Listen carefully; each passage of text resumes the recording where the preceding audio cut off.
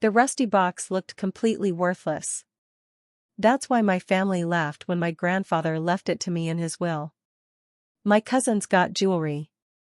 My uncle got land. My aunt inherited cash. And me? I got an old metal box covered in rust and dust. At the funeral reception, my cousin actually whispered, "Grandpa really gave you the trash." Everyone laughed. But 3 days later, I opened the box. And suddenly, everything my family believed about our grandfather changed forever. My name is Evelyn. And my grandfather, Arthur, was the only person in my family who ever truly saw me. Not as the quiet granddaughter. Not as the emotional one. Not as the family disappointment. Just me. Growing up, I never fit into my family. My cousins were loud, confident, successful. Meanwhile, I was shy. Loved books. Old music. Writing stories nobody read. At family gatherings, adults barely noticed me. But Grandpa always did. While everyone else talked business and money, he'd sit beside me quietly on the porch. "You notice things other people miss," he once told me. At the time, I didn't understand what he meant. Now I do. Grandpa Arthur was a strange man. Quiet. Private. He rarely spoke about his past. We knew he served in the military when he was younger. We knew he lost someone important before meeting Grandma. But beyond that? Almost nothing. He kept pieces of himself locked away from everyone. Literally. In his garage sat an old rusty metal box. Always hidden beneath a workbench. I remember asking about it once when I was 12. He looked unusually serious and said, "Some things stay closed until the right person opens them." That sentence stayed with me for years. And after he died, I realized he had been waiting for me specifically. Grandpa died quietly in his sleep at 87. No dramatic hospital scene. No final speech.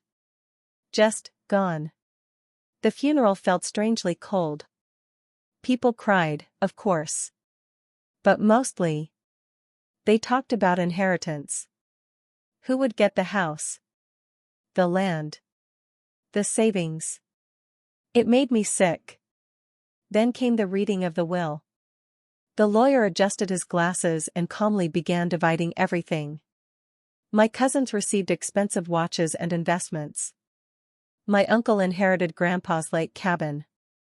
Even distant relatives got money. Then finally, the lawyer paused. "And to my granddaughter Evelyn." He smiled faintly. "I leave the metal box for my garage." Silence. Then laughter. Actual laughter. My cousin Derek smirked openly. "That old junk box?" Even the lawyer looked confused. But I didn't laugh. Because suddenly, I remembered Grandpa's words. Until the right person opens them. And for some reason, my heart started racing. That night, I almost opened the box immediately. But something stopped me. And honestly, I'm glad it did. The box was heavier than I expected. Old military green metal. Rust around the edges. A tiny lock already broken from age. I carried it into my apartment carefully and just stared at it for almost an hour. Part of me felt ridiculous. It was probably full of old papers or tools. Maybe nothing important at all. But another part of me felt like Grandpa had left me something bigger than money. Something personal. Finally, around midnight, I opened it. And immediately froze.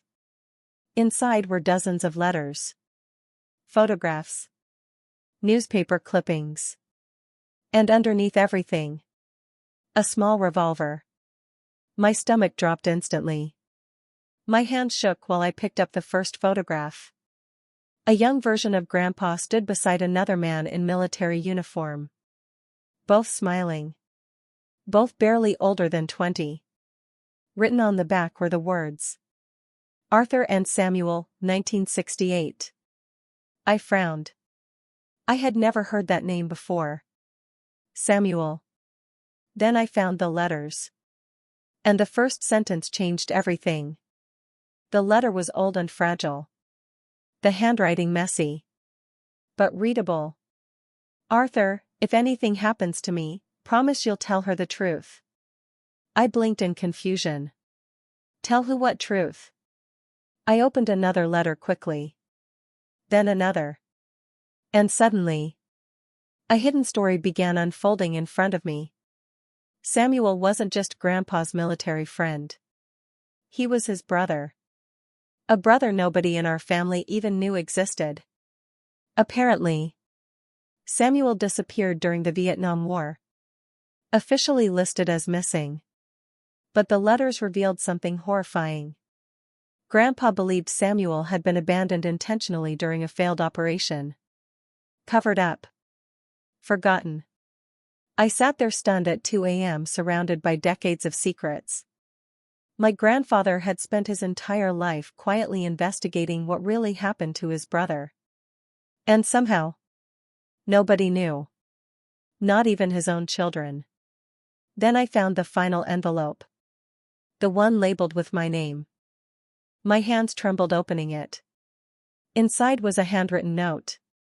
Short. Simple. Painfully personal. Evelyn. If you're reading this, it means I'm gone. And it means I trusted the right person. The truth about Samuel destroyed parts of my life. I spent decades trying to uncover what happened to him because guilt never leaves a man completely. But I'm tired now. And you're brave in quiet ways nobody notices yet. The box was never meant for someone greedy. It was meant for someone who listens. Please finish what I couldn't. Love always. Grandpa. I burst into tears immediately. Not soft tears. Ugly crying alone on my apartment floor at 3 in the morning. Because suddenly, this wasn't inheritance anymore. It was responsibility. And the deeper I dug into Samuel's disappearance, the more dangerous the story became. Over the next few weeks, I became obsessed. Every night after work, I sat surrounded by Grandpa's documents. Military reports. Maps. Letters. And inconsistencies. So many inconsistencies. Official reports claimed Samuel disappeared during combat. But eyewitness letters suggested something else entirely. A betrayal. Then I found a newspaper clipping from 1974. A tiny article buried near the bottom of the page. Former soldier accused of classified wartime misconduct. The name mentioned? Colonel Richard Bennett. A name circled repeatedly in Grandpa's notes. I searched online immediately. And my blood ran cold. Because Colonel Bennett wasn't dead. He was alive. 90 years old. Living quietly in a retirement community 2 states away. And against all logic, I decided to go see him. The retirement home smelled like coffee and old books. My heart pounded while a nurse led me toward Bennett's room. Part of me felt insane. What was I even doing? But another part needed answers. Colonel Bennett looked frail. Tiny compared to the terrifying figure Grandpa described in his notes. When I mentioned Arthur's name, his face changed instantly. Fear. Real fear. Then I mentioned Samuel. And the old man started crying. Actually crying. I knew this day would come, he whispered. I froze. What happened to him? The silence stretched painfully long. Then Bennett quietly admitted the truth. Samuel had discovered illegal civilian killings during the war. He threatened to expose them. And according to Bennett, Certain officers decided Samuel couldn't come home alive. My stomach turned violently. No. Bennett nodded shakily.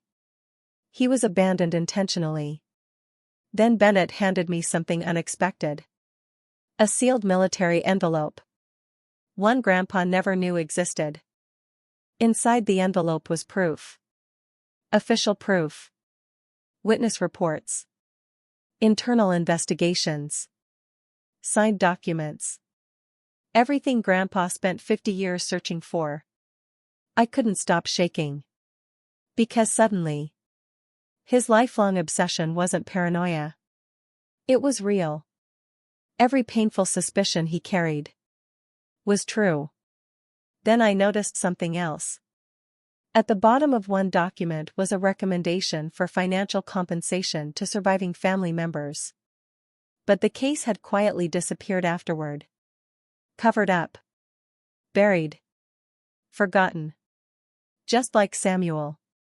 I drove home crying so hard I could barely see the road. Not because of money. Not because of revenge.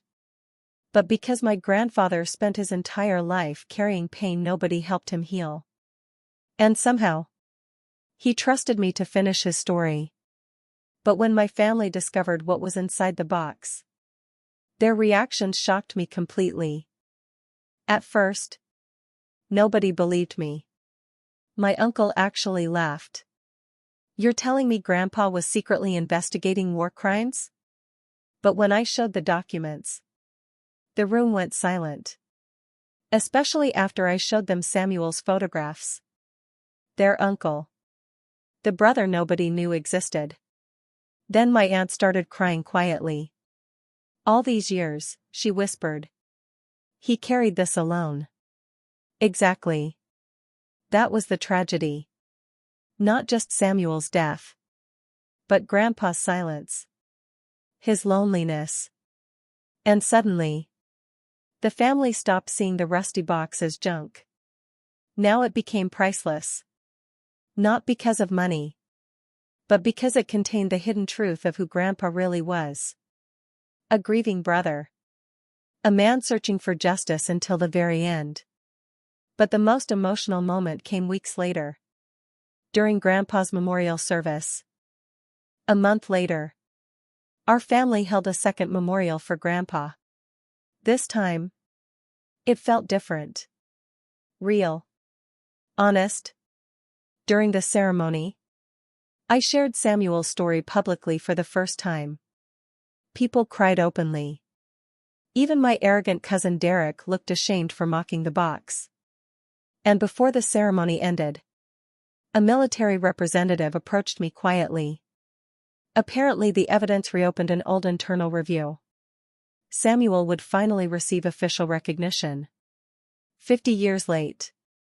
But finally. That night, I sat alone in Grandpa's garage holding the rusty box again. And suddenly, I understood why he left it to me.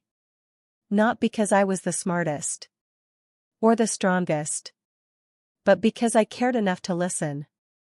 Sometimes the most valuable inheritance isn't money. It's truth. Painful truth. Human truth. The kind buried so deeply it changes entire families once uncovered. Before leaving the garage, I looked toward Grandpa's old workbench one last time. And quietly whispered. I finished it. For a second. In that silent garage. I almost felt like he heard me. And honestly, that felt worth more than any inheritance in the world.